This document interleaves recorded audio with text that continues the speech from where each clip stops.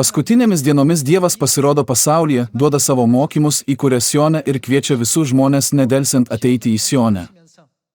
Yra konkreti priežastis ir tikslas, kodėl jis tai daro.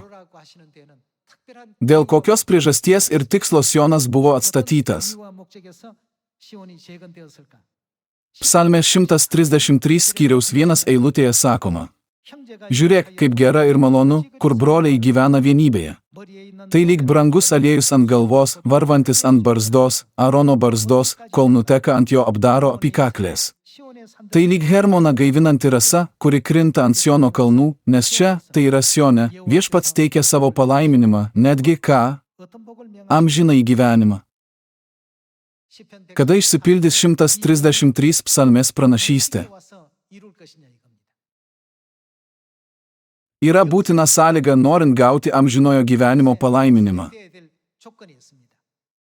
Turi būti Dievas, nuodėmių atleidimas ir švenčių atkūrimas. Tik tada tokioje vietoje gali būti suteiktas amžinasis gyvenimas. Argi ne tiesa?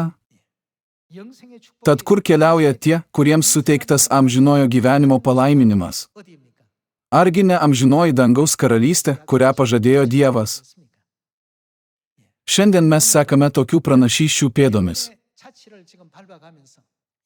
Dievas mums nutiesia išgelbėjimo kopėčias ir dabar, pagal pranašystės, žingsnis po žingsnio kopiame jomis į dangaus karalystę. Jei Dievas nebūtų atėjęs į šią žemę, Sionas nebūtų buvęs atstatytas. Jei Sionas nebūtų buvęs atstatytas, nebūtume galėję teisingai nustatyti savo išgelbėjimo krypties. Mes nieko nežinotume, kokį tikslą turėtume išsikelti, kur gyvena Dievas ir kur bei kada Dievas antrą kartą ateis į šią žemę kūne.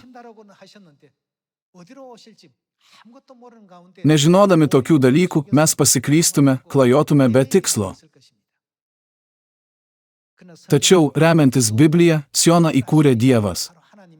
Taigi, ko mus moko Biblija ir pranašai?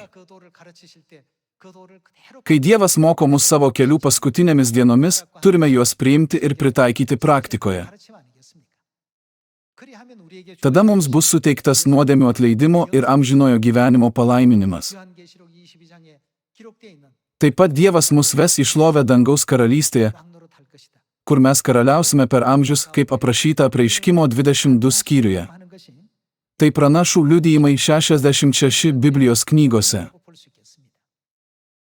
Kai galvojame apie Dievo mums suteiktą malonę, turėtume savęs paklausti: argi šis tikėjimo kelias, kuriuo einame, neturėtų būti kupinas dėkingumo? Jei jis nebūtų atėjęs, mes būtume niekas. Dievas atveria mūsų ausis girdėti ir akis matyti. Argi ne Dievas duoda mums širdį, kad suprastume? Dar kartą reiškiu amžiną šlovę ir dėkoju Dievui Elohimui už tai, kad jis mus vedė ir pašaukė į atkurtą Sioną.